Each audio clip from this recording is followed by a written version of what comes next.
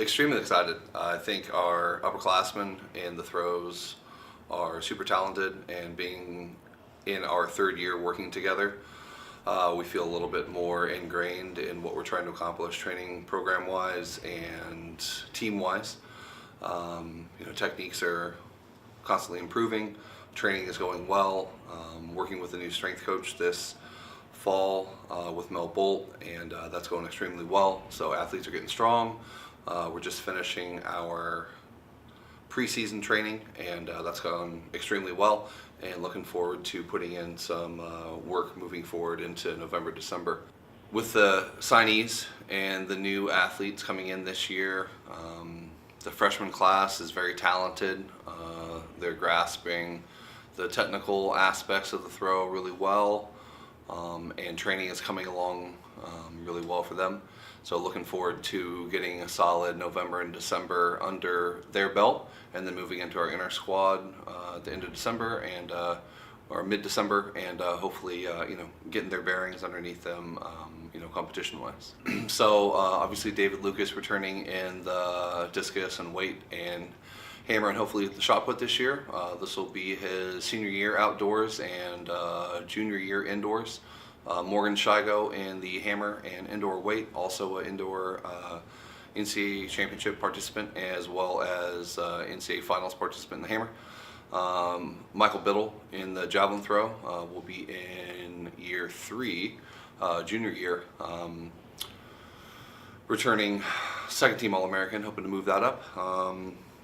Matt Naraki's in his senior year in the javelin, hoping to round out his student teaching and athletic career here at Penn State. Mark Porter is another NCAA qualifier on the men's side in the javelin. Stephanie Sievers will be finishing her career here and is NCAA qualifier as well in the javelin. And the newcomers, Peyton Montana, Piper Klinger, Gianna Rayo, and Ryan Brundage in the javelin. Looking forward to getting into a uniform and really getting things going with them. Yeah, it's really inspiring, to be able to train alongside someone that's been to that level of competition, and just have some tangible things that they can talk about. What the trip is like, what the competition is like. We do have a high level of competition throughout the indoor and outdoor season, but to compete on the NCAA finals, level is just one more echelon above.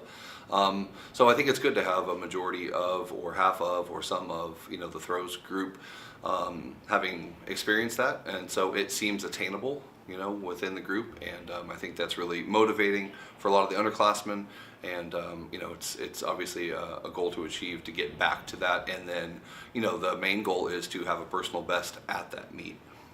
Yeah. Yeah, that's always interesting, transitioning from the top of the food chain to proverbially the bottom of the food chain as a freshman, now throwing against some older men and women that are 21, 22, 23 years old. So learning how to compete on the college level, there's not a deliberate blueprint to it, but knowing that each meet has a purpose, each month has a purpose, and trying to build upon those building blocks as they move forward in the season. And just staying within the plan and trusting the process throughout the season, that we lay in place, and really learning to trust the coach, and understanding that there's a process, and that there's a time to peak and a time to work, and understanding that those are two different things. All those freshmen have been familiar with their competitions over the last 3-4 years. They've been going to the same type of competition, the New Balances, the Penn relays, those types of things. So going to some new venues, seeing some new faces, and leaning on an experienced coach and upperclassmen that have been to those meets, telling them how the meet goes, what the travel is like, what the hotel is like, how these things feel and are, I think is really beneficial for them. And so we look forward to trying to give them a heads up as to what to expect, and then going out there, and when it comes down to it, it's the athlete and the implement, and it's still the same sport when it gets down to it. So trying to keep things simple. Last year we were, I think, pretty successful. There was a few finals that would like to finish a little higher. The goal every year is for every athlete to make it to the last meet of the season and hopefully be within 10% of their personal best.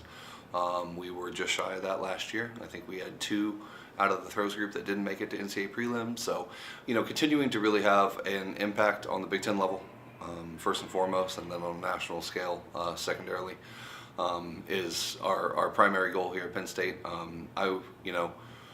With hammer shot, discus, and javelin, I think those are all events outdoors on both genders now that we can be very competitive in. So I feel really good about having a pretty balanced roster on the throw side, and look forward to having people competing in June. It's awesome. It's really you talk about why you're in the sport and why you're in the profession, and days like that when athletes have their best performance on the biggest stage is just, it's remarkable. It's the feeling that you have and the experience that you get with the parents and the family and the teammates and the staff and other colleagues from other universities that, can see the work, and, you get to kind of build on that and culminate in a championship environment is it's really something else. It's really fulfilling and really fun, and then also knowing that you've been there and you've had that experience and you know what that tastes like and feels like, then it kind of creates this championship environment that you feel like you have some pieces that you can put the puzzle back together and try to reconstruct what that looked like, felt like, and try to experience that again. But it's about educating young athletes and having a great experience with sport, and I think having personal bests on the national scale is just a really good representation of what Penn State track and field's about.